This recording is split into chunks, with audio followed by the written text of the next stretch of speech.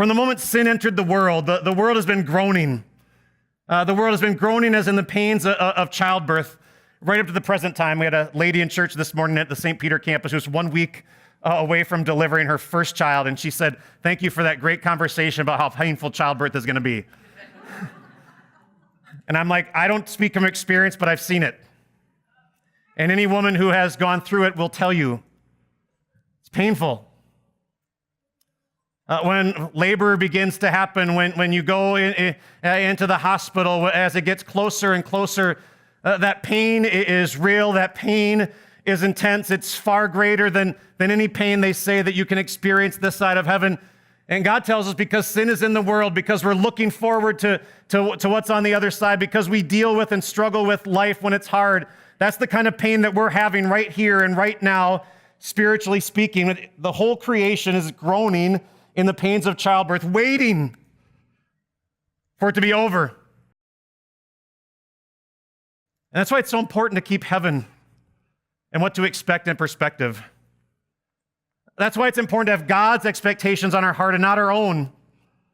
It's why we need to keep in focus what God wants us to know and what God wants us to celebrate and what God has in store for us, because if we don't, the groaning and the pains of sin and life will dull our brains and hearts spiritually.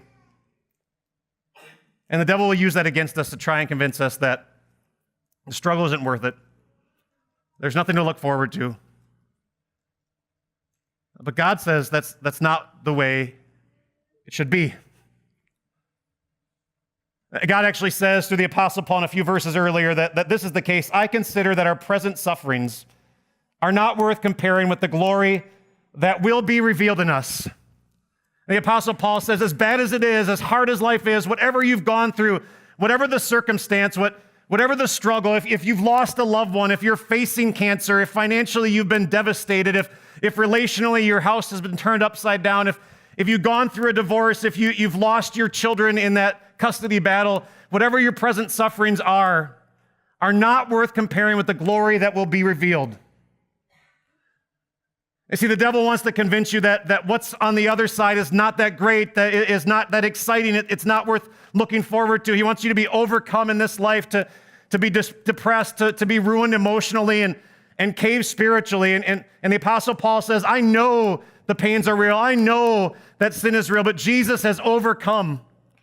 Jesus endured the pain. Jesus endured the cross. Jesus knows the sin that was brought into the world by Adam and Eve and addressed it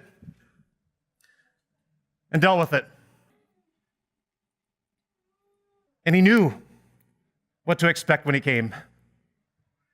Real pain, real suffering, in fact, being separated from God as he was there on the cross, enduring the very pain of hell.